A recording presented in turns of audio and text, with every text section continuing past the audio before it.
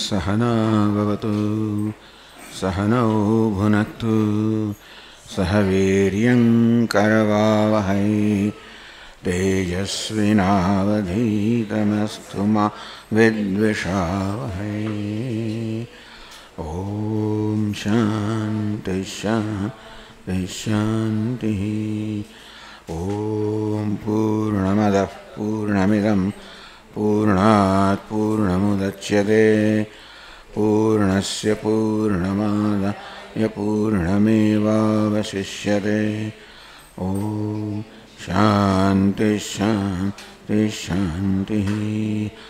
श्रुतिस्मृतिपुराणानाम् आलयं करुणालयं नमामि भगवत्पादं शंकरं लोकशंकरं शंकरं शंकराचार्यं केशवं बादरायणं सूत्रभाष्यकृतौ वन्दे भगवन्तौ पुनः पुनः।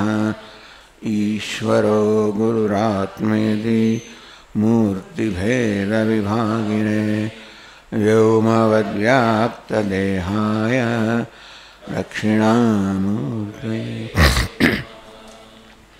ॐ पार्थाय प्रतिबोधितां भगवता नारायणेन स्वयं व्यासेन ग्रथितां पुराणमुनिना मध्ये महाभारतम् अद्वैतामृतवर्षिणीं भगवत् अष्टादशाध्यायिनीम् अम्ब त्वामनुसन्दधामि भगवत् गीते भवद्वेषिणीम्। यं ब्रह्मा वरुणेन्द्ररुद्रमरुतः स्तुन्वन्ति दिव्यैस्तवैः वेदैः साङ्गपदक्रमोपनिषदैः गायन्ति यं सामगाः ध्यानावस्थिततद्गतेन मनसा पश्यन्ति यं योगिनः यस्यान्तन्न विदुःसुरगणाः देवाय तस्मै नमः।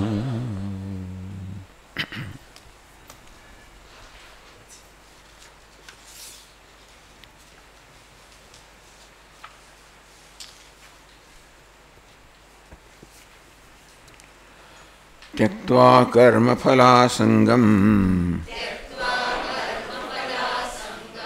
नित्यतृप्तो निराश्रयः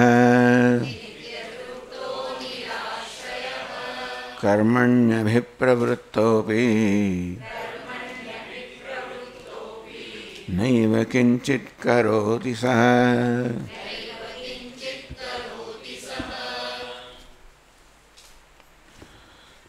त्यक्त्वा कर्म फल आसंगम કર્મની આસક્તિ અને ફળની આસક્તિનો ત્યાગ કરીને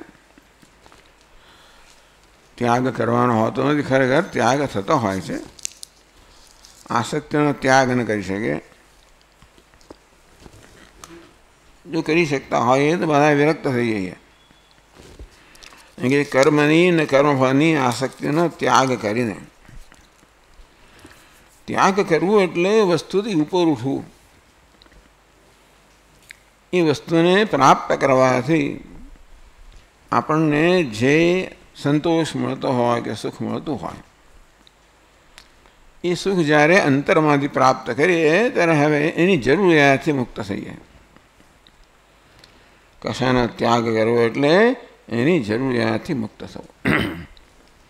તેવી રીતે ત્યક્ત્વા કર્મ ફલાસંગમ, કર્મની આસક્તિ અને ફળની આસક્તિનો ત્યાગ કરીને, ભલે કહ્યું હવે ત્યાગ કરીને, પણ આસક્તિનો ત્યાગ થાય ત્યારે જ આસક્તિમાંથી જે પ્રાપ્ત થતું હોય આપણે અંતરમાંથી પ્રાપ્ત થાય. કર્મની આસક્તિમાંથી એટલે કર્તૃત્વમાંથી, ફળની આસક્તિમાંથી ફળ પ્રાપ્ત થવાથી, એટલે કર્મ કરવાના અભિમાનથી અભિમાન ઉપજતું હોય મને કે મેં કર્મ કર્યું. ફળની આસક્તિ એટલે ફળમાંથી મને લાભ મળતો હોય, સુખ મળતું હોય. त्यक्त्वा એટલે ત્યાગ કરીને, એટલે સુખનો ત્યાગ કરવો એટલે સુખને અંતરમાંથી મેળવવું. કર્મનો ત્યાગ કરવો એટલે કર્મની જરૂરિયાતથી મુક્ત થવું. આ બધી જ વસ્તુઓ આંતરિક ઉન્નતિની અપેક્ષા રાખે છે. અંદરથી આપણે જેટલા વૃદ્ધિ પામીએ, ઉન્નતિ પામીએ, આપણું હૃદય જેટલું શુદ્ધ બને, વિશાળ બને વગેરે, તેટલા આપણે જરૂરિયાતથી મુક્ત થઈએ. અને તો પછી એ વસ્તુમાં આસક્તિ હોવાની આવશ્યકતા જ નથી. એટલે જ્ઞાની પુરુષ કર્મ અને કર્મફળની આસક્તિથી મુક્ત થાય એમ જ્યારે કહીએ ત્યારે એ સર્વની જરૂરિયાતથી મુક્ત થાય. કર્મની એક પણ જરૂરિયાત હોય છે. પોતાની જાતને વ્યક્ત કરવા માટે કર્મ એક સાધન છે. અને ક્યાં તો કર્મ કરવામાં આવે કર્તવ્યને કારણે, મારી ફરજ છે માટે, અથવા કર્મ કરવાથી કોઈ રીતે મારી બુદ્ધિ શક્તિનું કદાચ કંઈક વસ્તુનું પ્રદર્શન થાય એ રીતે. અને કર્મફળની આસક્તિ એટલે કર્મફળ તો કોઈક પદાર્થના રૂપમાં હોય, વસ્તુના રૂપમાં હોય, જેની આસક્તિ જેને ભોગવવા તેમાં સુખ મળતું હોય. આ બધી આસક્તિમાંથી મુક્ત ત્યારે થવા જ્યારે આપણે આંતરિક ઉન્નતિ પ્રાપ્ત કરી હોય અને એ જ સુખ આપણે આપણા પોતાનામાંથી પ્રાપ્ત કર્યું હોય. એટલે આ વસ્તુ ખાસ આપણે સમજવાની છે.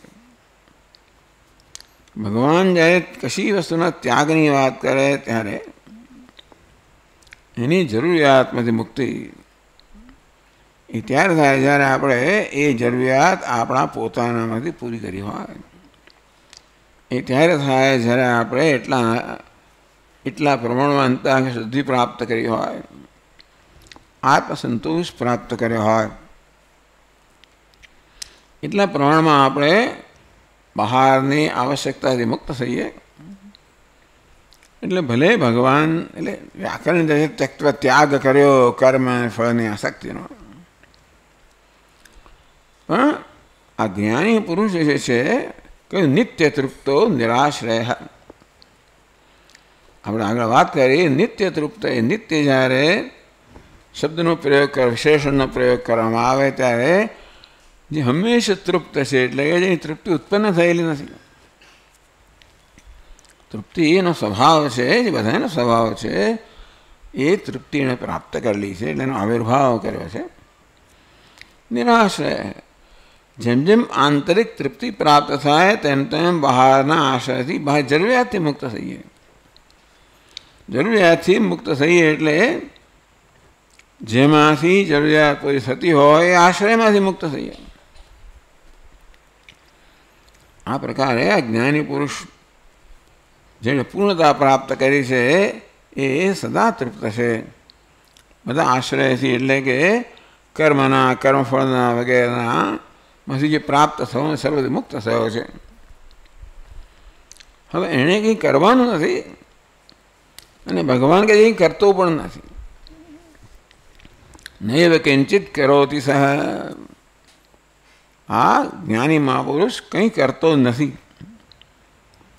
કર્મણી અભિપ્રવૃત્તો બી, આપણી દ્રષ્ટિએ કર્મમાં સર્વદે પ્રવૃત્ત થયો જણાતો હોવા છતાં પણ પોતાની દ્રષ્ટિએ કંઈ કરતા નથી. અકર્તા આત્મામાં ના જ્ઞાનમાં જે નિષ્ઠ છે એ જાણે કે સર્વ કર્મ મારી સન્નિધિમાં થાય છે. એટલે એ જ વાક્ય છે કહ્યું ભગવાને, કર્મણી અકર્મય પશ્ચેત અકર્મ ચ કર્મય. એ જ વાક્યનો અહીંયા આગળ વિસ્તાર કરે છે.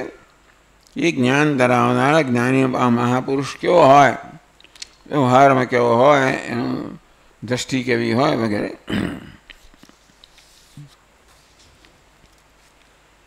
હવે આગળ 21મા શ્લોકમાં વર્ણન કરે છે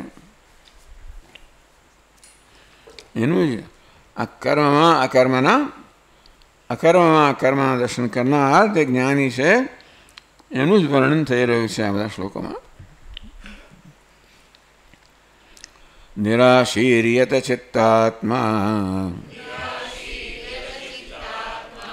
ત્યક્ત સર્વ પરિગ્રહ શારીરમ કેવલં કર્મ कुर्वन्नाप्नोति किल्बिषम्.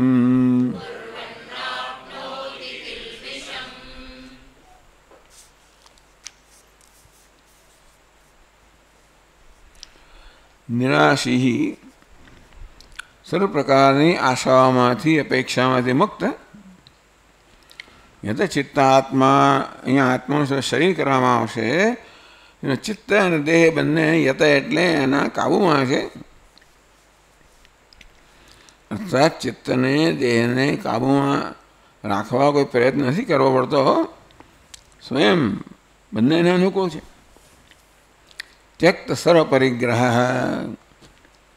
બધા પ્રકારનો પરિગ્રહ કહો. પરિગ્રહ એટલે ભેટ મેળવવી અને પરિગ્રહ કહે છે.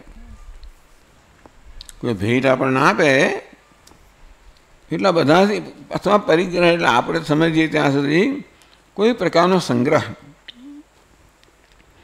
ત્યક્ત સર્વ પરિગ્રહ, કોઈ પ્રકારના સંગ્રહથી, કોઈ પ્રકારની માલિકીથી બધાથી મુક્ત છે. શારીરમ કેવલમ કર્મ કુર્વન, એ માત્ર શારીર એટલે કે શરીરથી થતું કર્મ કરતો. ભાષ્યકાર આ શબ્દની વર્ણનની ચર્ચા કરશે. કર્મ કુર્વન, આ જ્ઞાની પુરુષ કર્મ કરી રહ્યો છે. ન આપનોતિ કિલ્બિષમ, પરંતુ કોઈ કિલ્બિષને એટલે કે પાપને પ્રાપ્ત કરતો નથી. કિલ્બિષ કહો એટલે કે અશુદ્ધિ કહો, કોઈ કિલ્બિષને પાપને કશાને પ્રાપ્ત કરતો નથી. એટલે સામાન્ય માણસ પાપ પ્રાપ્ત કરે. કર્મ કરતી વખતે કર્તૃત્વ હોય, કદાચ કર્મ ફળ ભોગવતો ભોગતૃત્વ હોય, અને આ બંને વસ્તુઓ પોતાના પર આરોપિત કરેલી છે. એ દ્રષ્ટિએ બંધન કરનારી છે, માટે આપણે એને પાપ કહીએ. પાપ એટલે બંધન કરનારું છે.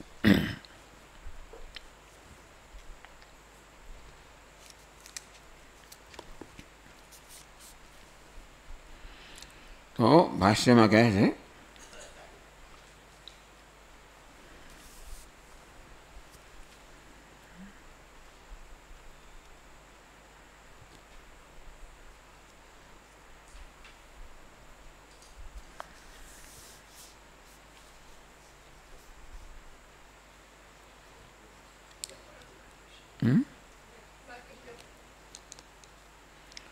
હું આનંદગીરી મહારાજની ટીકા જોતો હતો.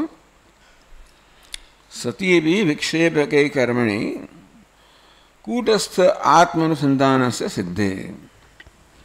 અગત્યની વસ્તુ એ છે કે સતી અપી કર્મણી, કર્મ કરી રહ્યો છે અને કર્મ મનમાં કોઈનો કોઈ પ્રકારનો વિક્ષેપ જન્માવનારું છે. કર્મ કરીએ એટલે શું કરીએ છીએ, એનું કયું સાધન છે, એનું કયું ફળ મળશે, આ બધી વસ્તુઓનું ચિંતન મનમાં ચાલતું હોય.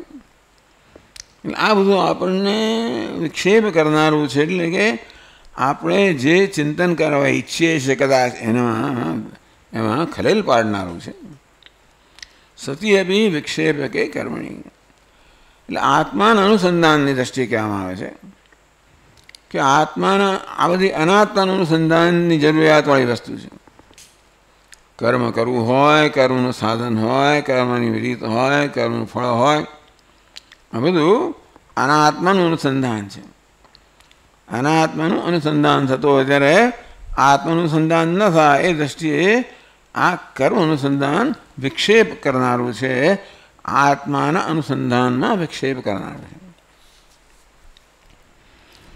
આવી રીતે વિક્ષેપ કરનાર કર્મ, કોઈ પણ કર્મ વિક્ષેપ કરનારું કર્મ परंतु अज्ञानी पुरुष की दृष्टि के विजय कूटस्थ आत्मनुसंधान से सिद्ध है। सामान्य संजोगों विक्षेप करनारू आपने आत्मा अनुसंधान विचलित करनारू आ कर्म से एक ज्ञानी पुरुष ने विचलित करतु नहीं। બે રીતે કહેવાય કે એના આત્માનું અનુસંધાન છે એટલે બ્રહ્માર્પણમ બ્રહ્મ હૈ કહેવા આવશે કે જેને સર્વત્ર બ્રહ્મનું જ દર્શન છે એ હોવાને કારણે એ બ્રહ્મથી અલગ છે જ નહીં, બ્રહ્મથી છેટો છે જ નહીં. તે રીતે અથવા તો આત્મામાં નિષ્ઠ છે અને તેથી આ બધું જે કર્મ છે એ સામાન્ય રીતે વિક્ષેપ કરનારું હોય, પરંતુ એવું સ્વીકારી શકીએ આપણે કે એની આત્મનિષ્ઠા એવી દૃઢ હશે કે સામાન્ય રીતે વિક્ષેપ કરનારી આ બધી વસ્તુઓ કે કર્મ એને આત્મનિષ્ઠાથી વિક્ષિપ્ત કરતી નથી. કૂટસ્થ આત્મનુસંધાન સિદ્ધે એટલે સામાન્ય સંજોગોમાં વિક્ષેપ કરનારું આ કર્મ છે એ થઈ રહ્યો હોય ત્યારે પણ જ્ઞાની પુરુષ વિક્ષિપ્ત થતો નથી અને માટે એનું આત્મનુસંધાન ચાલુ જ રહે છે.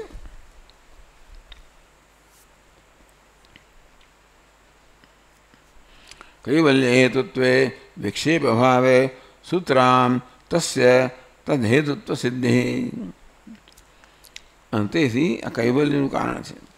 ટૂંકમાં આત્માનુસંધાન છે એ આપણને મોક્ષ આપનારું છે અને તેથી આ કર્મ પણ એને મોક્ષમાં કોઈ પ્રકારે વિક્ષેપ નથી કરતું અથવા કોઈ કે તેને આડે નથી આવતું. એટલે યહ પુનઃ એથી ભાષ્યકાર કહે છે યહ પુનઃ પૂર્વોક્ત વિપરીત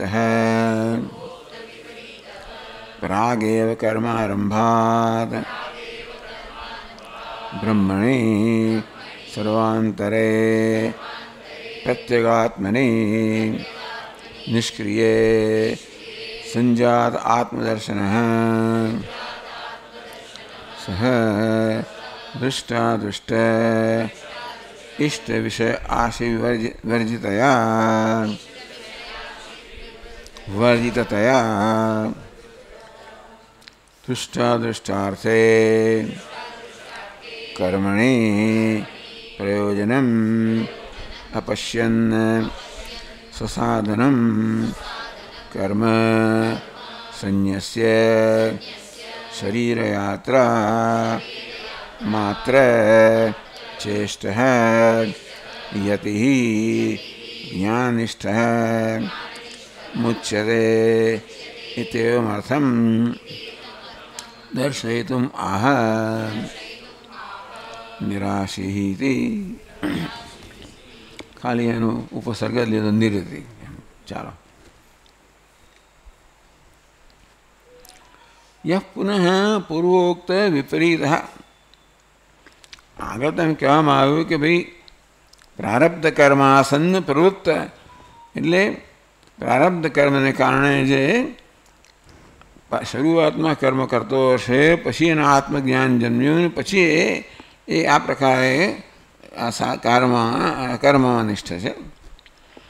એના કરતાં વિપરીત એટલે જેણે આ પ્રકારે કર્મ જેને જેવી રીતે કર્મ પડ્યો જ નથી. યહ પુનઃ પૂર્વોક્ત વિપરીત એટલે જેણે બ્રહ્મચર્ય અવસ્થામાં સીધો સંન્યાસ લઈ લીધો માટે ગૃહસ્થ વગેરે કર્મની જરૂરિયાતવાળા અવસ્થાઓમાં એનો પ્રવેશ જ નથી કર્યો. પ્રાગ એવ કર્મારંભાત જો એણે બ્રહ્મચર્ય પછી ગૃહસ્થાશ્રમમાં પ્રવેશ કર્યો હોત તો એણે કર્તવ્ય કર્મ કરવું જ પડ્યું હોત, પણ એણે બ્રહ્મચર્ય આશ્રમ પછી ગૃહસ્થમાં પ્રવેશ જ નથી કર્યો. પ્રાગ એવ કર્મ આરંભાત અંતેથી કર્મના આરંભ પૂર્વે બ્રહ્મણે સર્વાંતરે પ્રત્યેગાત્મની નિષ્ક્રિય સંજાત આત્મદર્શન સંજાત આત્મ दर्शनः।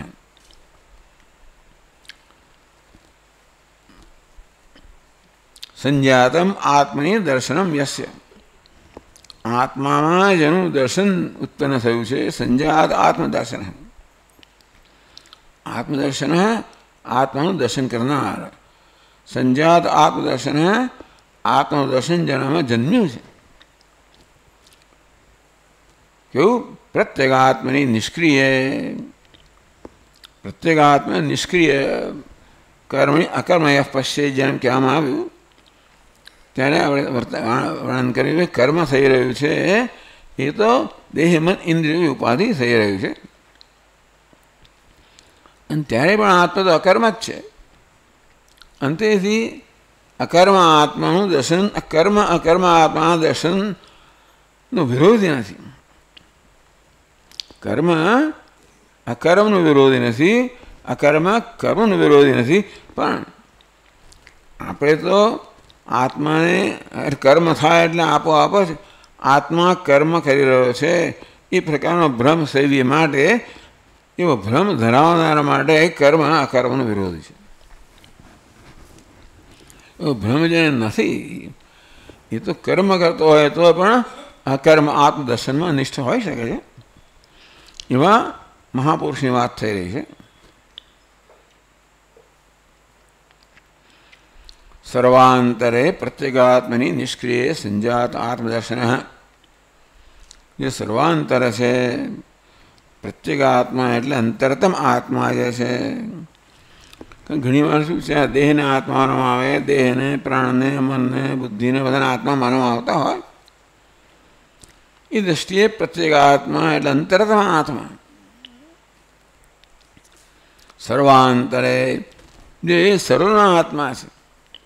બૃહદારણ્યકમાં આ વિષયની ચર્ચા કરવામાં આવી કે ભાઈ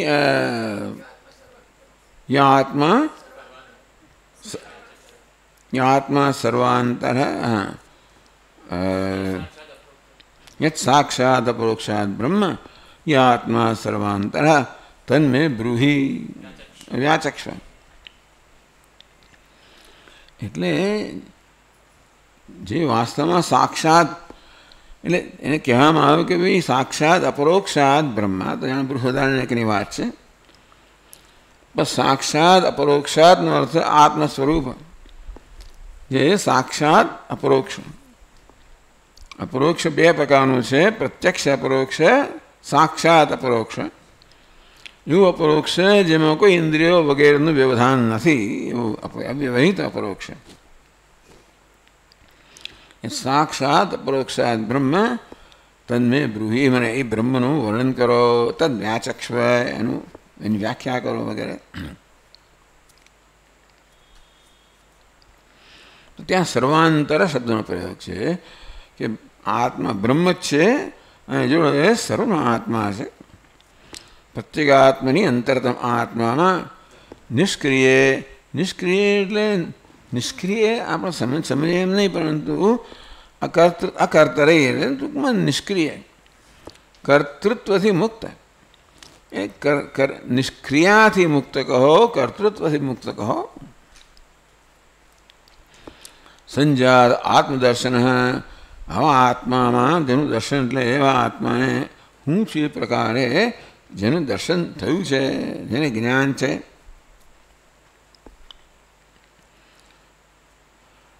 પ્રાગેવ કર્મારંભાત, આ પ્રકારનું બ્રહ્મ જ આત્મા છે એ પ્રકારનું દર્શન જેને કર્મના આરંભ પહેલાં થયું છે. એટલે કે બ્રહ્મચર્ય આશ્રમમાંથી જેણે સંન્યાસ ધારણ કર્યો છે. એટલે કે જેણે કોઈ પ્રકારનું વિહિત કર્મ એટલે કર્તવ્ય કર્મનો પ્રારંભ જ કર્યો નથી. બ્રહ્મચર્ય આશ્રમમાં જ જેના આ પ્રકારનું દર્શન થયું હોય, તો એને ગૃહસ્થ આશ્રમમાં હવે પ્રવેશ કર્યો જ નથી. પહેલાં એનું વર્ણન હતું જેણે આ પ્રકારે કર્મ કર્યું હતું અને પછી એને આત્મદર્શન થયું. અહીં તો એવા મોક્ષની વાત છે જેને કોઈ વિહિત કર્મ કહો, કર્તવ્ય કર્મ કહો, એવું પ્રારંભ જ કરવાનો પ્રસંગ નહોતો આવ્યો, ત્યારે આત્મદર્શન થયું. એટલે પૂર્વોક્ત વિપરીત કયો. પહેલાં જે વર્ણન કરવામાં આવ્યું એ જ્ઞાની પુરુષ કેવો હતો, જેણે પ્રારંભમાં કર્મ કર્યું હતું બ્રહ્મચારી તરીકે, કદાચ ગૃહસ્થ તરીકે પણ, અને પછી આત્મદર્શન થયું હોય. અહીં એવા જ્ઞાનીની વાત છે જેણે ક્યારેય કર્મ કરવાની આવશ્યકતા થઈ જ ન હતી. સહ દૃષ્ટાદૃષ્ટ ઇષ્ટ વિષય આશીર્વિવર્જિતતયા. બ્રહ્મનું દર્શન થયું એટલે પૂર્ણતાનું દર્શન. હું બ્રહ્મ છું, હું પૂર્ણ છું, એટલે પૂર્ણતા બધું સમાઈ જાય. હું પૂર્ણ છું, બધું સર્વને પ્રાપ્ત છે, એના માટે સર્વ આવશ્યકતાથી મુક્ત છું. અને માટે કોઈ આશા કહો, ઈચ્છા કહો, એને કોઈ આવશ્યક એને કોઈ જરૂરિયાત જ નથી, પ્રસંગ જ નથી. એટલે દૃષ્ટાદૃષ્ટ ઇષ્ટ વિષય આશીર વિવર્જિતતયા. દૃષ્ટ અદૃષ્ટ બંને કહે.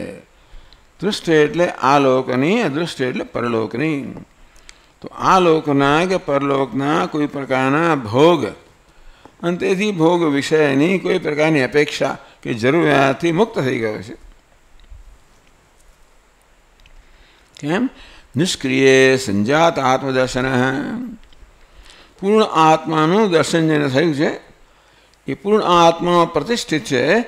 સ્વાભાવિક છે કે એને હવે આ લોક કે પરલોકના કોઈ પ્રકારના ભોગની, આનંદ સુખની જરૂર નથી. તેથી દૃષ્ટાદૃષ્ટાર્થે કર્મણી પ્રયોજન અપશ્યન. કર્મનું કોઈ પ્રયોજન રહ્યું નથી. એ માની લેવામાં આવ્યું કે કર્મ એક તો સામાન્ય રીતે આપણી જરૂરિયાત પૂરી કરવા માટે છે, કર્મ ફળ ઉત્પન્ન કરવા માટે છે. પણ કોઈ કર્મફળની આવશ્યકતા ન રહી હોય તો કર્મની આવશ્યકતા ન રહી હોય. ભાઈ એણે બ્રહ્મચર્ય આશ્રમમાં જ છે, હવે કોઈ બીજા ગૃહસ્થ હવે પ્રવેશ કરે, એને કર્તવ્ય કર્મ પણ નથી, કર્તવ્ય કર્મ પણ નથી અને સકામ કર્મ પણ નથી. કોઈ પ્રકારના કર્મની આવશ્યકતા મુક્ત છે. દુષ્ટાદુષ્ટાર્થે કર્મણી પ્રયોજન અપશ્યન. એટલે કર્મનું કોઈ પ્રયોજન જણાતું નથી. કર્મમાં પ્રયોજન શું હોય? આપણે એ દ્વારા કંઈક કર્મ ફળ પ્રાપ્ત થાય, એ દ્વારા આપણે કોઈ ઈચ્છા પૂરી થાય, એ કર્મનું પ્રયોજન છે. હા, કર્મ એ કર્તવ્ય કર્મ હોય તો પણ એનું કંઈ પ્રયોજન તો છે જ. કે જે કંઈ નિત્ય કર્મ હોય એ બધું માનવામાં આવે છે કે જે કંઈ પાપનો સંગ્રહ કર્યો હોય એ પાપને દૂર કરનારું છે, એ નિત્ય કર્મ ફળ જન્માવનારું, એવું વેદાંતિન કહે. એવું કશું જ, કારણ કે જે પોતે મુક્ત જે છે, કારણ કે પાપ સાથે એનો કોઈ સંબંધ જ નથી, એને કોઈ પ્રકારના કર્મનું પ્રયોજન જણાતું નથી. તેથી સસાધનમ કર્મ સંન્યસ્ય. એટલે આ પ્રકારનું જ્ઞાન જેને થઈ ગયું છે એને હવે કર્મની કોઈ આવશ્યકતા ન રહેવાના કારણે કર્મનો ત્યાગ કરે છે. સસાધનમ, સાધન સહિત કર્મનો ત્યાગ કરવો. એટલે બ્રહ્મચારી હોય, થોડી યજ્ઞોપવિત ધારણ કરેલું હોય, શિખા રાખી હોય તો સાધન છે. એ શિખા છે ને એને યજ્ઞોપવિત કર્મનું સાધન છે. શિખા યજ્ઞોપવિત ધરાવનાર જ બ્રહ્મચારી છે. વેદ પઠન કરી શકે અને વળી પાછું જે નાનકડું કર્મ એમણે કરવાનું હોય, શું કહે છે એને, સમિત આધાનમ વગેરે, તો આ બધા કર્મ બ્રહ્મચારીએ કરવાના હોય. એના માટે એની જવાબદારી ઠરે છે. પણ એ બધું કર્મ પણ એ બધા, એટલે સાધન પણ છોડી દીધું છે, હવે એને છોડી દેવાનું છે. શરીર યાત્રા માત્ર ચેષ્ટા. પહેલાંની ચેષ્ટા શેને મળતી? પોતાનું જે નિત્ય કર્મ છે કે વિહિત કર્મ છે કે ફરજ છે એ બજાવવા માટે કર્મ કરતો હતો. એની ચેષ્ટાનું કોઈ પ્રયોજન હતું જેથી પોતાની જે ફરજ છે એ ફરજ પૂરી થાય એ પ્રકારનું કર્મ કરવું. હવે એવું જરૂરી નથી. પણ હવે જરૂરી એક જ વસ્તુ રહી કે શરીર યાત્રા માત્ર પ્રયોજન. ટૂંકમાં શરીર યાત્રા માત્ર ચેષ્ટ હૈ. એક જવાબદારી જે રહી એની કે આ શરીર જે ભગવાન આપેલું છે એને જાળવવું. એટલી જરૂરિયાત કે એટલી જવાબદારી આપણા સ્વીકારે છે. ના એ સ્વીકારે તો એ પણ ભગવાનની જવાબદારી પૂરી કરે. અવધૂત લોકો હોય છે કોઈ જવાબદારી નથી સ્વીકારતા, તો કોઈ ભગવાન એમની જરૂરિયાત પૂરી કરે. ભગવાનની જરૂર હોય એટલા માટે, પણ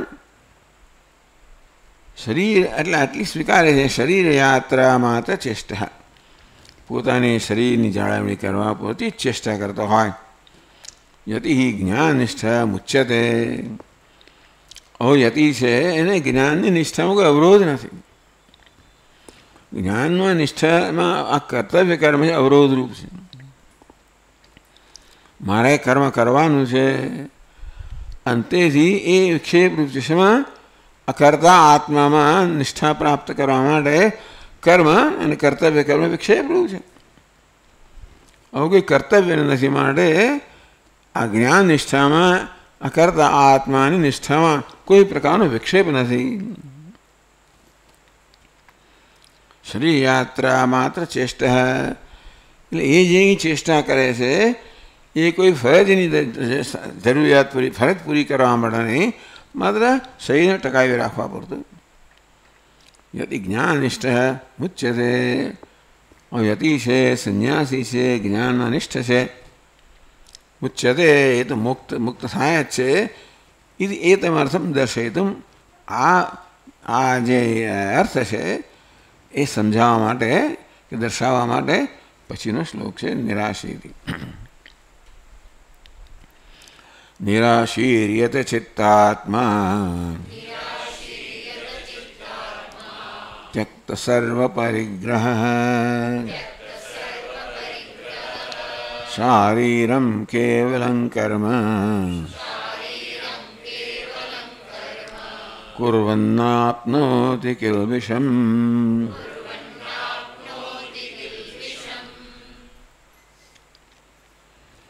નિરાશી સર્વ આશાઓ અપેક્ષાઓથી મુક્ત.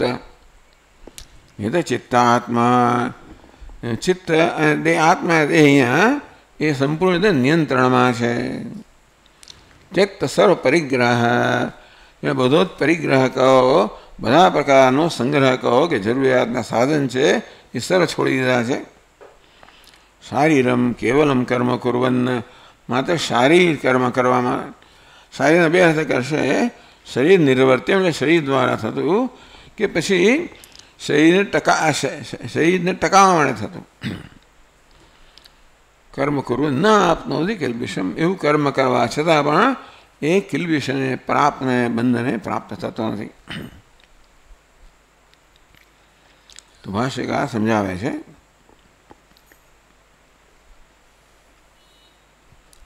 નિરાશી નિર્ગતાઃ આશિષઃ યસ્માत् સઃ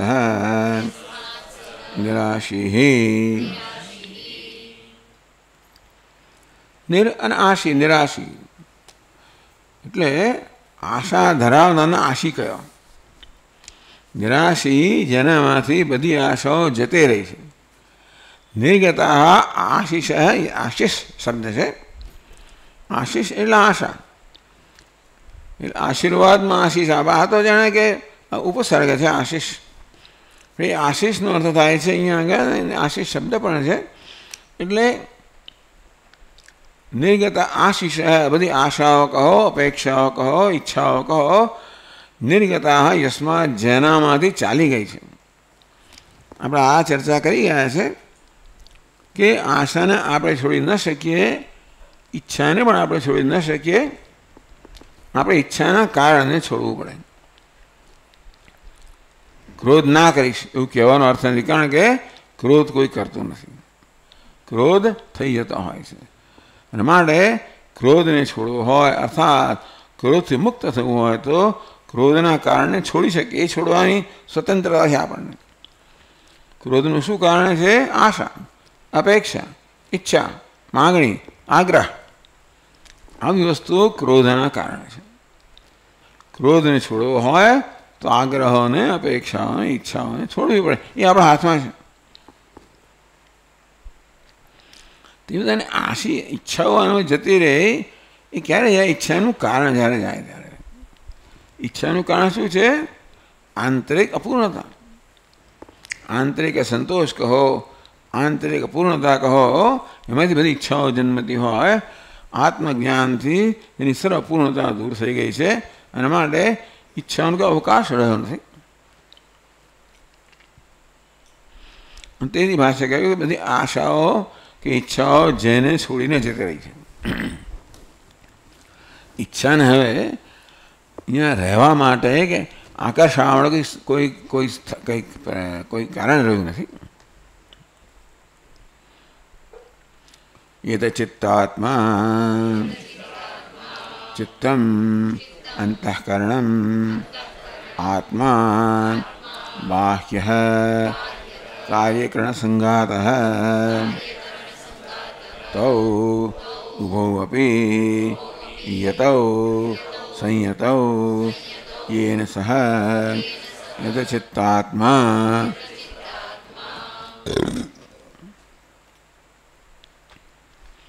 यतम चित्तम जना જેણે ચિત્તના પર વિજય પ્રાપ્ત કર્યો છે. યત ચિત્ત જેના નિયંત્રણમાં છે. યત્ન કરવો, યત યત યત યત એટલે નિયંત્રણમાં છે. અને આત્મા જેના નિયંત્રણમાં છે એટલે આત્માનો અર્થ અહીંયા કરવામાં દેહ. ચિત્તમ અંતઃકરણમ, અંતઃકરણ માટે ચિત્ત શબ્દ છે. અહીંયા ચિત્ત શબ્દનો અર્થ જુદો જુદો થતો હોય છે. એ સંદર્ભમાં આપણે સમજવું જોઈએ. ક્યારેક મનસ શબ્દ વાપરે, ક્યારેક ચિત્ત વાપરે, ક્યારેક બુદ્ધિ વાપરે. તો દરેકના પોતાના અર્થ તો છે જ, પણ ઘણીવાર અમને વિશાળ અર્થમાં પણ વ્યાપક અર્થમાં સમજ એ શબ્દ વાપરવામાં આવે છે. એટલે ચિત્ત એટલે અંતઃકરણ. એટલે ભાષા ચિત્તમ અંતઃકરણ એટલે ચિત્ત, મન, બુદ્ધિ, અહંકાર એવું એમાં એ ચિત્ત નહીં, પણ ચિત્ત એટલે અંતઃકરણ, સંપૂર્ણ મન. આત્મા એટલે બાહ્ય કાર્યકરણ સંઘાત. આત્માનો અર્થ અહીંયા સચ્ચિદાનંદ આત્મા નથી, પણ અંતઃકરણ એટલે અંદરનું કરણ છે. અને આ દેહ છે બાહ્ય છે. એટલે આ દેહને બાહ્ય કહેવામાં આવે. એની તુલનામાં આપણું મન જે છે અંતર છે અંતઃકરણ. બહારનું કરણ, અંદરનું કરણ. ઇન્દ્રિયો છે બહારના કરણ છે અને ચિત્ત છે અંદરનું કરણ છે. કરણ એટલે સાધન. તો ઇન્દ્રિયો છે જ્ઞાનેન્દ્રિયો છે, જ્ઞાન પ્રાપ્ત કરવાનું સાધન છે. કર્મેન્દ્રિયો છે કર્મ કરવાનું સાધન છે. એ બેની તુલનામાં આ મન છે એ અંતઃકરણ એટલે આંતરિક કરણ છે. એટલે ચિત્તમ અંતઃકરણમ આત્મા બાહ્ય કાર્યકરણ સંઘાત. અંદરનું કરણ એટલે અંતઃકરણ મન, અને આત્માનો અર્થ અહીંયા કરવામાં આવ્યો દેહ. બાહ્ય કાર્યકરણ સંઘાત. આ બહારનો સ્થૂળ ને સૂક્ષ્મ શરીર અહીંયા આગળ આત્મા કહેવામાં આવ્યો. એટલા માટે મોટે ભાગે એને આત્મા આપણે માનતા હોઈએ છીએ. મોટે ભાગે સ્થૂળ શરીરમાં અને સૂક્ષ્મ આપણો આત્મભાવ હોય છે, અને તેથી વારંવાર એમને માટે પણ આત્મા શબ્દનો પ્રયોગ થતો હોય છે. આત્મા બાહ્ય કાર્યકરણ ઉભૌ અપી યતૌ સંયતૌ. અંતઃકરણ અને બાહ્યકરણ, મન અને દેહ એ બંને પર બંને જણા નિયંત્રણમાં છે. યતૌ સંયતૌ એણે બંનેને નિયંત્રિત કર્યા છે. સ યત ચિત્તાત્મા. યત ચિત્તાત્મા શબ્દને વિસ્તાર સમજાવવા ભાષ્યકારે કે ચિત્તના આત્મા બંનેનું, યત એટલે નિયંત્રિત કરવું. ચિત્તના આત્મા બંનેને જેણે નિયંત્રિત કર્યા છે. ચિત્તનો અંતઃકરણ કરવામાં આવ્યું, આત્માનો દેહ કરવામાં આવ્યું. આમ દેહ અને મન બંને જેના નિયંત્રણમાં છે, બંને પર જેણે પ્રભુત્વ પ્રાપ્ત કર્યું છે. વેદાંતમાં નિયંત્રણનો અર્થ છે જો જુલમથી વશમાં કરાવવા એવો સામાન્ય ના થાય. જોર જુલમથી કશી વસ્તુ હંમેશા વશમાં ના થાય. જોર જુલમ ચાલતો હોય ત્યારે વશમાં રહે અને જોર જુલમ જતો હોય એટલે વળી પાછી છૂટી જાય. પણ આ કાર્યકરણ સંઘાતને એવી રીતે ધીમે ધીમે ધીમે તૈયાર કરવામાં આવે, મુખ્યત્વે અંતઃકરણ શુદ્ધ કરવામાં આવે ત્યારે અનુકૂળ બને. કાર્યકરણ સંઘાત છે, મન બુદ્ધિ અને દેહનો સંઘાત છે, એને અનુકૂળ બનાવવાનો છે. છઠ્ઠા અધ્યાય ભગવાન આત્મૈવ હ્ય આત્મનો બંધુ આત્મરૂપરાત્મન. આ આત્મા એટલે કે કાર્યકરણ સંઘાત જ આપણો બંધુ, આપણો ઉપકારક બની શકે અથવા આપણો શત્રુ બની શકે. આ પ્રકારે જેણે પોતાના દેહ મન બુદ્ધિના કરણ અને સંઘાતને અનુકૂળ બનાવ્યો છે, મિત્ર બનાવ્યો છે. એટલે એના પર નિયંત્રણ પ્રાપ્ત કર્યું એટલે એને અનુકૂળ બનાવ્યો છે. એવું કે સતત એના પર જોર જુલમ કરી એવું નથી, પણ અનુકૂળ છે એટલે એટલે મિત્ર બહુ સારો. મને જુલમ કરવાની જરૂર ના પડે, એની સાથે જ આવે. આપણું સેવક હોય ને એના પર તમારે કદાચ નિયંત્રણ કરવું પડે. મિત્ર તમારી સાથે જ આવે, એની સાથે જ આવે. પછી આગળ કહે છે ત્યક્ત સર્વ પરિગ્રહ ત્યક્ત સર્વ પરિગ્રહ યેન સહ ત્યક્ત સર્વ પરિગ્રહ.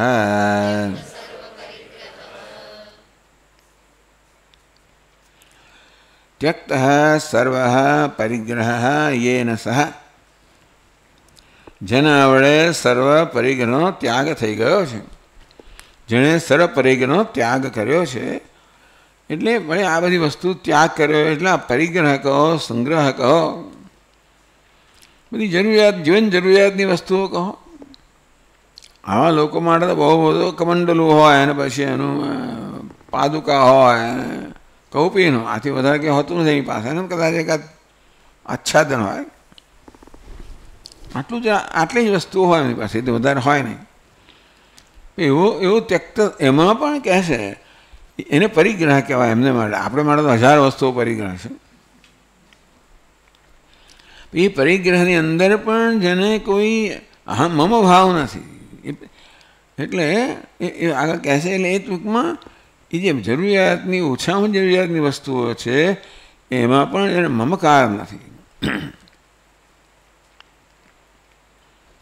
તો આ પ્રકારે જેણે સર્વ પરિગ્રહમાંથી મમકારનો ત્યાગ કર્યો. બીજો શું ત્યાગ કરવાનો હોય? પરિગ્રહનો ત્યાગ કરવો એટલે કશું રાખવું નહીં સાથે, બરાબર છે. આ ઓછામાં જરૂરિયાતની વસ્તુ હોય એ સિવાય કશું એ રાખતા નથી. નિરાશી હિત ચિત્તાત્મા ત્યક્ત સર્વ પરિગ્રહ. 3 વિશેષણો આપવામાં આવે અહીંયા આગળ આ જ્ઞાની પુરુષ માટે. નિરાશી જે સર્વ આશાઓ કે અપેક્ષાઓ કે ઈચ્છાથી મુક્ત થઈ ગયો છે. એટલે ચિત્તાત્મા, ચિત્ત અને આત્મા એટલે શરીર, આ બંને જેના નિયંત્રણમાં છે, જેને અનુકૂળ છે. ત્યક્ત સર્વ પરિગ્રહ, જે બધા પરિગ્રહ એટલે બધી જરૂરિયાતથી મુક્ત થઈ ગયો છે. જેટલે અંશે એને આંતરિક તૃપ્તિ મળતી હોય એટલે અંશે એને બહારની વસ્તુ રાખવાની હોય જ નહીં. આ છતાંય પણ અમુક તો જરૂરિયાત રહેતી જ હોય છે. દેહનું રક્ષણ કરવાની જરૂરિયાત હોય એટલા માટે ઓછામાં ઓછું આવો પરિગ્રહ હોય, બાકી કશું ના હોય. બાકી એને મળે તો બોજરૂપ લાગે. જે જરૂરિયાત વગરની વસ્તુ રાખતો હોય તો બોજરૂપ થાય. તો આવો જે નિરાશી યત ચિત્તાત્મા ત્યક્ત સર્વ પરિગ્રહ, આવા 3 વિશેષણ ધરાવનારા જ્ઞાની પુરુષ છે. એનું કર્મ કેવું હોય છે? એ કર્મણી અકર્મય પશ્ચેત અકર્મ ચ કર્મય. જે કર્મમાં અકર્મના દર્શન કરતો હોય, અકર્મના અકર્મ દર્શન કરતો હોય, એનું કર્મ કેવું હોય, બહારથી કેવું હોય અને કર્મ કેવું હોય, એ બધું વર્ણન ચાલી રહ્યું છે. આ જે વર્ણન છે ને આનું આપણે અનુસરણ કરી શકીએ. પેલું આપણને દૃષ્ટિ કહેવામાં આવી, જે કર્મ અકર્મના દર્શન કરે, અકર્મ કર્મના દર્શન કરે છે, એનો વ્યવહાર કેવો હોય, એ બહારથી કેવો હોય, એનું આપણે અનુસરણ કરીએ વ્યવહારમાં, તો ધીમે ધીમે ધીમે એ દ્રષ્ટિ પણ આપણે પ્રાપ્ત કરી શકીએ.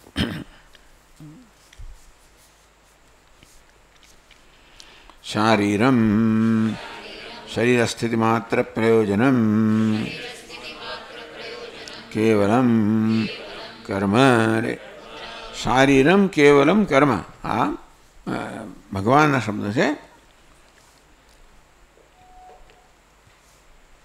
शारीर में ऐसा करो शरीर स्थिति मात्र प्रयोजकम।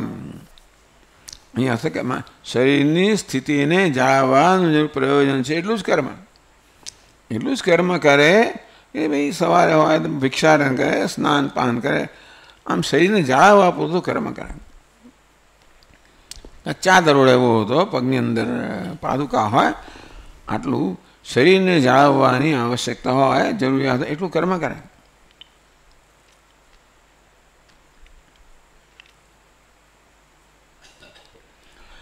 शारीरम कर्म એટલે शरीर स्थिति मात्र प्रयोजकम केवलम कर्म। शारीरम केवलम कर्म એવું ભગવાન કહે છે। તો શારીરનો અર્થ કરવા માંડ્યો કારણ કે શરીરની સ્થિતિને જાળવવા પૂરતું જેનું પ્રયોજન છે એવું કર્મ। કેવલમ કર્મ કેવલ શું કહે તત્રાપી અભિમાનવર્જિતમ, પોતાના શરીરની જાળવણી પૂરતું કર્મ કરતો હોય એમાં પણ અભિમાન નથી કે હું કર્મ કરું છું, ત્યાં કર્તૃત્વ નથી।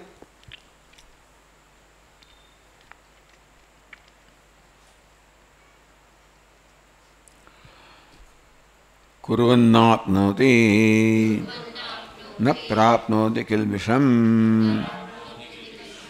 अनिष्टरूपं पापं धर्मं च।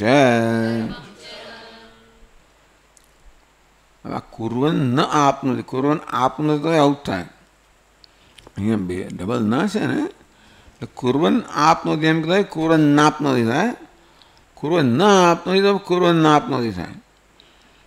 अहीं शू है कुर्वन् न आपनोति, कुर्वन् न आपनोति न प्राप्नोति किल्बिषम, किल्बिष पाप अनिष्टम अनिष्ट रूपम पापम। टूंकमां आ प्रकारे कर्म करवा छतां कोई पाप एने लागतुं नथी, धर्मम च पुण्य पण મળતું નથી। એ પોતે કર્મ કરતો નથી, આપણી દ્રષ્ટિએ કર્મ કરતો જણાય છે પણ જ્યાં કર્મ કર્તૃત્વ નથી ત્યાં એની કોઈ એટલે ત્યાં એની કર્મની કર્તૃત્વ ન હોવાને કારણે કર્મ એને કોઈ તો અડકતું નથી, કર્મ અડકતું નથી પણ કર્મફળ પણ અડકતું નથી। પુણ્ય ને પાપ છે કર્મના પરિણામ છે। જે કર્મ કરતો હોય એને પુણ્ય ને પાપ લાગે, પણ કર્મ કરતા જેનામાં કર્તૃત્વ નથી એને કિલ્બિષમ, કિલ્બિષમાં પાપ થાય પણ પુણ્યનો પણ સમાવેશ કરી નાખવામાં આવ્યો કે પુણ્ય કે પાપ કશું પણ અમને લાગતું નથી। તમે ધર્મ કેમ પાપમ ધર્મમ છે એમ ભાષ્યકારે કહો કેમ પુણ્યનો ભગવાન પાપ કહે છે અને આપને પુણ્યને પણ અંદર કેમ સમાવો છો તો કહે છે धर्मो धर्मोपि मुमुक्षोः अनिष्टरूपत्वात् किल्बिषम् एव बंध आपादकत्वात्। धर्म कहो पुण्य कहो ये पण आ मुमुक्षु माटे तो पाप ज कहेवाय, એટલે બંધન કરનારું હોવાને કારણે कर्तृत्व बंधन करनारो है। कर्तृत्व से जे कर्म ने आपणी साथे बांधे छे। पुण्य कर्म करती वखते पण हूँ कर्म करूँ छुं अभिमान होय तो पुण्य कर्म फल आपणे भोगवવું પડે तो स्वर्ग में जवुं पड़े, पाप कर्म माटे नरक में जवुं पड़े, पुण्य कर्म भोगवा माटे स्वर्ग में जवुं पड़े। जे थतुं होय ते करवुं पड़े पण मुमुक्षु तो एवुं ईच्छे नहीं कि स्वर्ग में जवुं, कारण के जन्म तो लेवो पड़े ने, स्वर्ग में गया वरी पाछो जन्म लेवो पड़े। એટલે એ પ્રકારની જન્મ પરંપરામાં અહીં જ મુક્ત થવા માંગે છે। એની સદ્યો મુક્તિ એટલે આ જન્મમાં જ મુક્તિ જે પ્રાપ્ત કરવા માંગે છે એના માટે પુણ્ય કર્મ પાપ કયું કેમ બંધકત્વા બંધ આપાદકત્વા।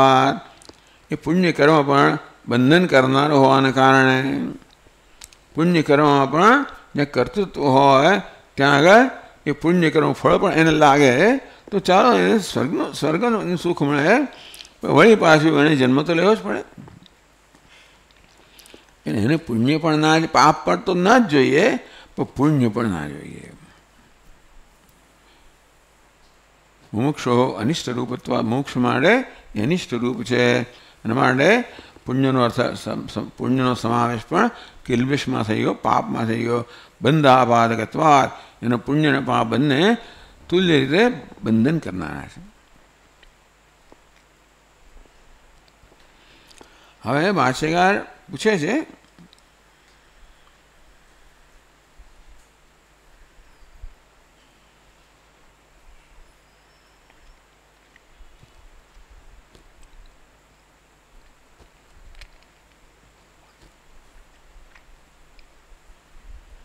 किंच शारीरम केवलम कर्म इत्यत्र किम शरीर निर्वर्त्यम शारीरम कर्म अभिप्रेतम आहोस्वित शरीर स्थिति मात्र प्रयोजनम शारीरम कर्म इति. શારીર શબ્દના ભાષ્યકાર બે અર્થ સમજાવે છે. શરીર નિર્વર્ત્યમ શારીરમ, શરીર વડે જે થાય છે એને શારીર કર્મ કહેવામાં આવ્યું. શરીર સ્થિતિ માત્ર પ્રયોજનમ, શરીર વડે થતા કર્મને શારીર કર્મ કહેવામાં આવે. કે શરીરને માત્ર શરીરને સંભાળવા માટે, શરીર સ્થિતિ જાળવવા પૂરતું કર્મ થતું હોય એને શારીર શબ્દના બે અર્થ થયા. કે શારીરનો અર્થ શરીર દ્વારા થતું કર્મ શારીર કર્મ, અથવા તો શરીરને જાળવવા પૂરતું કર્મ એનું નામ શારીર કર્મ. શારીર શબ્દના બે અર્થ કરવામાં આવ્યા. શારીરમ એટલે કે શરીર નિર્વર્ત્યમ, શરીર વડે થતા કર્મને શારીર કર્મ કહેવાય. કે પછી શરીર સ્થિતિ માત્ર પ્રયોજનમ, શરીરની સ્થિતિ જાળવવા પૂરતું જ કર્મ જે થાય એને શારીર કર્મ કહેવામાં આવે.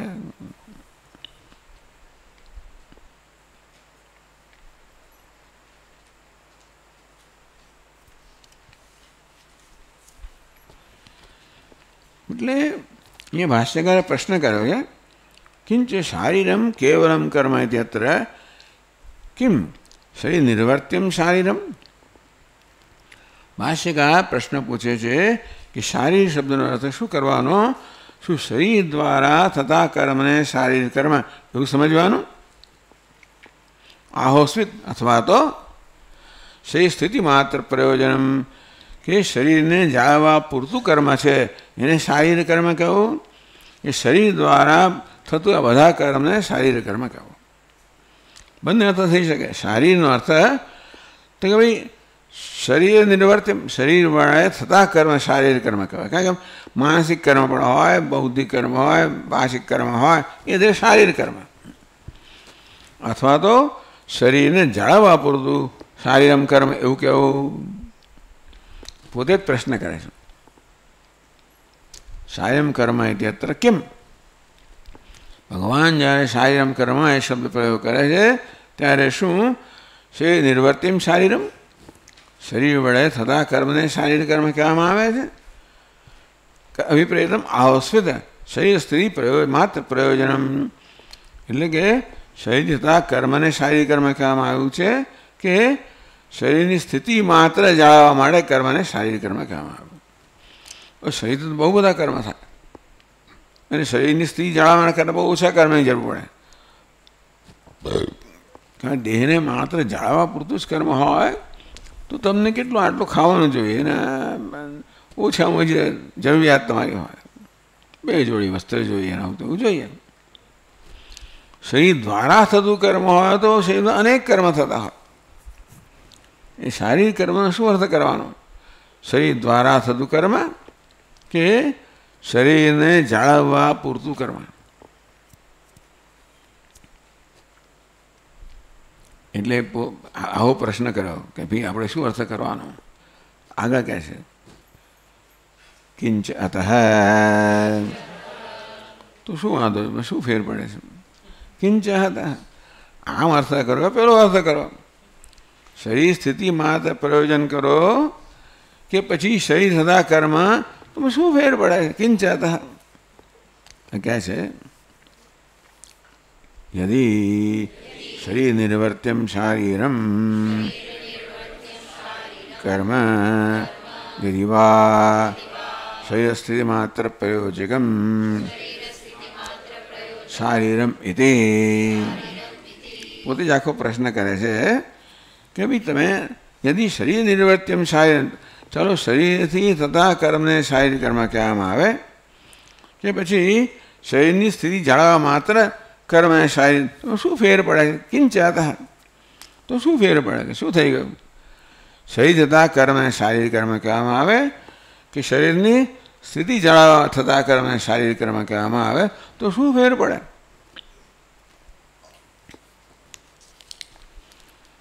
ઉચ્ચતે, તો ભાષ્યકાર અહીંયા શરીર શારીરમ, ત્યાં આગળ એક ફૂલ સ્ટોપ છે અથવા ક્વેશ્ચન માર્ક તમે કહી શકો, પ્રશ્ન ચિહ્ન. શરીર સ્થિતિ માત્ર પ્રયોજન શારીરમ પ્રશ્ન ચિહ્ન ઇતિ ઇતિ પ્રશ્ન ચિહ્ન ઉચ્ચતે, ભાષ્યકાર ઉત્તર આપે છે.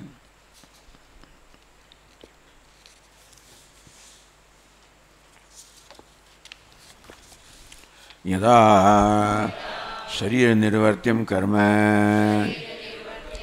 शारीरम अभिप्रेतम स्यात् तदा दुष्टादुष्ट प्रयोजनम कर्म प्रतिषिद्धमपि शरीरेण कुर्वन् न आप्नोति किल्बिषम् इति ब्रुवतः विरुद्धभिधानं प्रसज्येत.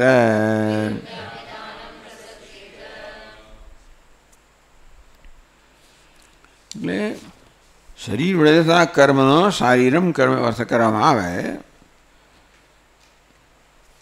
એટલે યદા શરીર, તો શરીરથી થતા કર્મનો શારીર એવો કરવામાં આવે તો શરીર નિર્વર્ત્યમ કર્મ તથા દુષ્ટ પ્રયોજનમ કર્મ.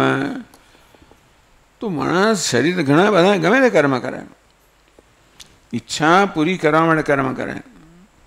દુષ્ટ અને દુષ્ટ પ્રયોજન, જે પદાર્થો પ્રત્યક્ષ છે, જે પદાર્થો પરોક્ષ છે, એ બધાને મેળવવા માટે કર્મ કરવામાં આવતું હોય તો પછી તો પ્રતિષિદ્ધ કર્મ પણ થાય. આમ આપણને ગમતી વસ્તુ હોય એ સીધે સીધી પ્રાપ્ત ના થતી હોય તો આપણે જરાક થોડોક અવળો માર્ગ લઈએ અને પ્રાપ્ત કરીએ. તો ઘણીવાર આપણી ઈચ્છા એવી પ્રબળ હોય છે કે આપણી પછી ધર્મ વગેરેની આપણી મૂલ્ય હોય એને પણ ઉપરવટ થઈ જાય. કંઈ વાંધો નહીં, હવે કોણ જોવાનું છે, એક દાડો કર્યું શું થઈ ગયું, એવું થાય. મન પણ આ પ્રકારે જે કરવું હોય એને માટે અનુમતિ આપે, ચાલે હવે કોણ જોવાનું છે, એક વાર કરું ને તું ત્યાં શું કરે છે. એટલે પ્રતિષિદ્ધ શરીર કુર્વન, તો તમે શારીર એટલે શરીરથી થતા કર્મને શારીર કહો તો શરીરથી તો પ્રતિષિદ્ધ કર્મ હોય, પાપ કર્મ હોય એવું પણ થાય. ન આપનો દિકેલબી સમિતિ, અને ભગવાન કે આવું શરીરથી થતું પાપ કર્મ પણ એને કિલ્બિશ એટલે કે કોઈ પ્રકારનું પાપ નથી ઉત્પન્ન કરતો. કિલ્બિશ એટલે પાપ એટલે આવું દુષ્ટ અધર્મનું કર્મ કર્યા છતાં પણ એને પાપ નથી લાગતું એવું ભગવાન કહે તો વિરુદ્ધ અભિધાનમ પ્રસજ્યેત. તો એ ભગવાન અભિધાન છે એ તો તર્કથી વિરુદ્ધ છે કે માણસ પુણ્ય કર્મ કરે તો બરાબર, પણ પાપ કર્મ કરે અને તો પણ એને પાપ ન લાગે એવું કેમ કહેવાય? એટલે શારીરમ કર્મનો અર્થ શરીર દ્વારા થતું કર્મ એમ કહેવામાં આવે. તો શરીર દ્વારા તો બંને પ્રકારનું કર્મ થાય, પુણ્ય કર્મ પણ થાય અને પાપ કર્મ થાય.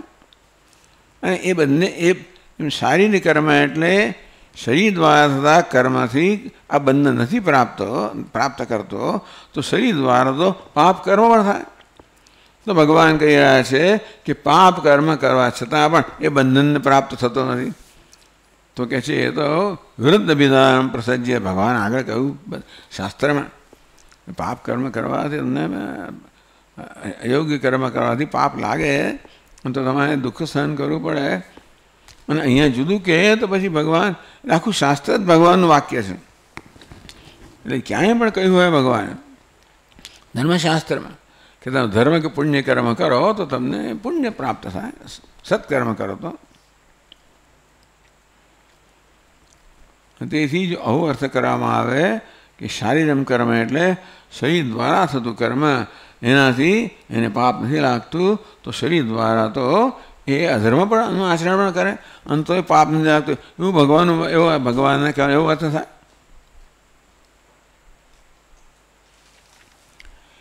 इति ब्रुवतः अप्राप्त प्रतिषेध प्रसंग. अप्राप्त प्रतिषेध, प्रतिषेध એટલે નકારવું, કશી વસ્તુને નકારવું.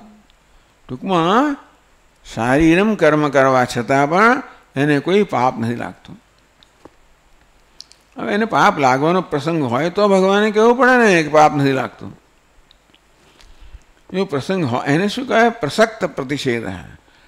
પ્રસક્ત એટલે પ્રસંગ હોય અને એનો પ્રતિષેધ કરવામાં આવે કે આવું કરશે તો તું ચિંતા ના કરી, કશું નહીં થાય. એટલે કંઈ થવાની સંભાવના હોય અને તોય કહે કે તું કંઈ નહીં થાય, તો શું છે? એ સંભાવના છે કંઈક થવાની અને છતાં પણ એનો નિષેધ કરવામાં આવ્યો, એ પ્રસક્ત પ્રતિષેધ.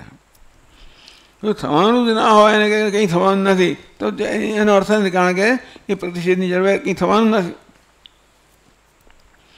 એટલે અહીંયા ભગવાન કહે છે કે આવું કર્મ કરવા છતાં પણ એને પાપ નથી લાગતું. પાપ લાગવાનો પ્રસંગ હોય અને ભગવાન કે પાપ નથી લાગતું તો જ એનો અર્થ છે. પાપ લાગવાનો પ્રસંગ જ ના હોય તો એ પાપ નથી લાગતું કહેવાનો અર્થ શું રહ્યો? જ્ઞાની પુરુષને પાપ લાગે જ એને કર્તૃત્વ ના હોય તો, અને તો પછી કહે કે એને પાપ નથી લાગતું, તો પછી અપ્રસક્ત પ્રતિષેધ એટલે કે પાપ લાગવાનો પ્રસંગ છે જ નહીં અને તોય ભગવાન કે પાપ નથી લાગતું, તો એનો અર્થ ના રહે, કાંઈ ન જરૂરિયાત હોય વસ્તુ કહે છે ને. એટલે આપણે આગળ ચર્ચા કરશું પછીના વર્ગમાં. ઓમ પૂર્ણમદ પૂર્ણમિદમ પૂર્ણાત પૂર્ણમુદચ્યતે પૂર્ણસ્ય પૂર્ણમાદાય પૂર્ણમેવાવશિષ્યતે. ઓમ શાંતિ શાંતિ શાંતિ.